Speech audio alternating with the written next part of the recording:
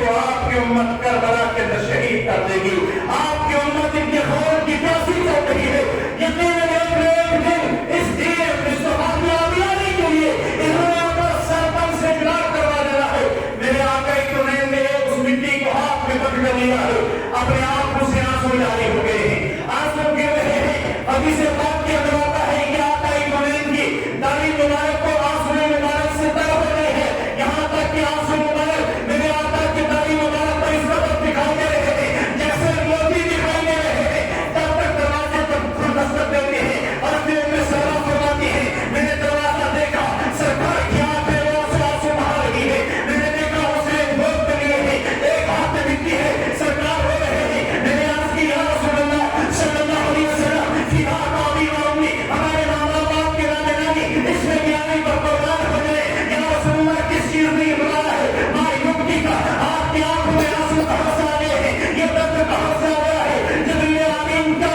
قصہ میرے آقا بیان کرتے ہیں, اے ام سلمہ یہ مٹی جبریل نے مجھے لا کر دی ہے, اس نواسے کو کربلا کے میدان میں شہید کر دیا جائے گا. اسلام کے شہزادوں, جس نبی کے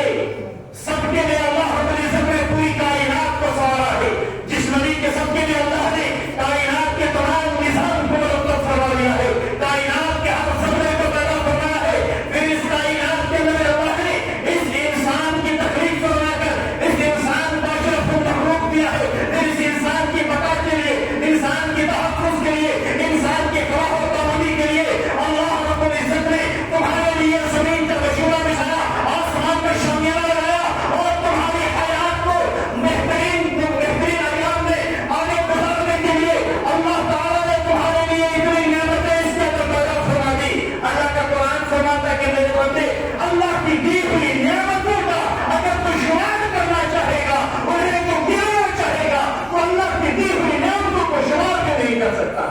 اللہ نے انسان کے لیے اتنی نعمتیں پیدا فرما دی ہے. پھر فرمایا جب اپنی آپ کی باری آئی, ایمان کی باری آئی, کربلا کے واقعات کو مد نظر رکھا تو اللہ کا قرآن پکار پڑتا ہے. کس انداز میں پکارا؟ اللہ کا قرآن ہوتا ہے, اللہ کا قرآن اعلان کرتا ہے, اے نبی صلی اللہ علیہ وسلم آپ اپنی مبارک زبان سے اعلان کر دو, قل لا اسألکم علیہ اجرا الا المودۃ فی القربى. اے نبی صلی اللہ علیہ وسلم آپ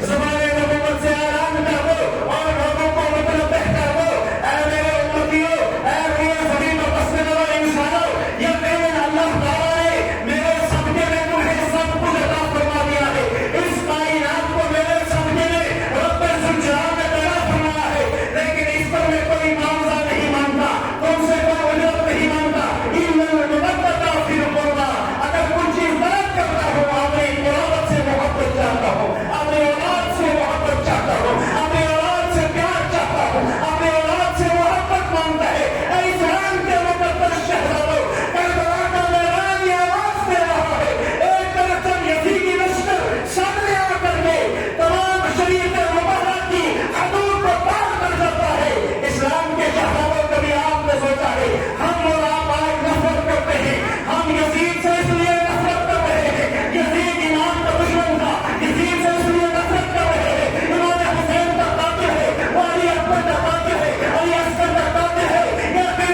بہتر جانی سالوں کو کربلا کے میدان میں اگر کسی نے شہادت کے جان تک پہنچایا ہے, اسلام کے شہزادوں وہ یزید طریق کی ناپاک سازشیں تھی جس نے کربلا کا واقعہ وجود میں دے دیا ہے. لیکن کبھی ہم نے سوچا ہے, ہم نے کبھی اپنے ذہن کو اس کی طرف لے گئے ہیں, جب ہم آج یزید سے نفرت کرتے ہیں, ہماری نفرت کی وجہ تو یہ ہے کہ نفرت کا سبب یہ بنا کہ وہ امام علی مقام کے سامنے اس شریعت مطہرہ کو پامال کرتا ہوا آیا ہے. اسلام کے شہزادوں ایمان اس کے مقابلے میں کیوں آیا ہے؟ ہمیں سوچنے کی چیز یہ ہے, امام حسین نے کہا کہ کربلا کو وجود میں کیوں دیا ہے. میرے پہلے بھی گزارش کری تھی, یہ ایک طرف بھی چیزیں ہیں, دوسری جانب بھی چیزیں ہیں, بظاہر نماز ادھر کی ہے, نماز ادھر کی ہے, لیکن قیادت کا معاملہ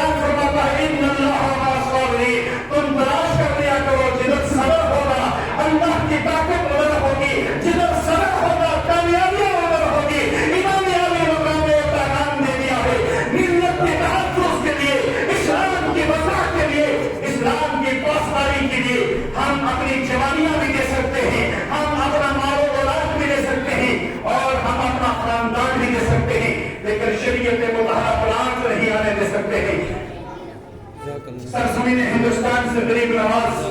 معین الدین اجمیری کچھ اس انداز میں پکارتے ہیں، شاہ اسد حسین، بادشاہ اسد حسین،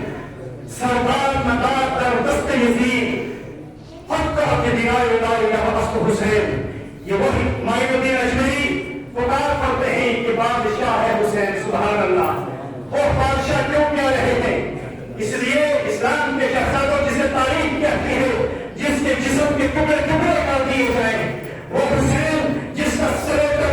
مقدس جس میں آدھر سے الگ کر کے نیزے کی موت کرنے کا جشن مناتا ہوا لے جایا جا رہا ہے، اور جس راستے سے سر ایمان کا گزر ہوا ہے، تاریخ آج بھی چپ پکار کے کہتی ہے، جس کوچے سے جس گلی سے ایمان کا سر اقدس گیا اور اللہ کا قرآن کی تلاوت کرتا چلا گیا، اللہ کے مقدس قرآن کی تلاوت چلا گیا۔ اسلام کے شہزادوں تمہیں یہ تربیت دی گئی ہے کہ ہمیں اپنے آپ کو شریعت مطالعہ پر قائم کرنا ہے، اور امام علی مقام جب اس ٹائم کے اندر میدان کارزار میں آتے ہیں، نماز کا وقت آتا ہے، جب شمع تعین قریب آتا ہے اور آپ کے جسم پر جو ہے نیزوں اور پکشیوں کے وار نے زمین پر گرا دیا، امام علی مقام اس کی نگاہ پر اٹھاتے ہیں، کہتے ہیں ظالم ذرا ایک موقع دے دے کہ میں سر رب قدوس کی بارگاہ میں جھکا کے رکھ دوں، میں تصویر بیان کرنا چاہتا ہوں، اللہ کی کبریائی کو سلام کرنا چاہتا ہوں۔ اللہ اکبر کبیرہ، یہ وہ سجدہ حسین تھا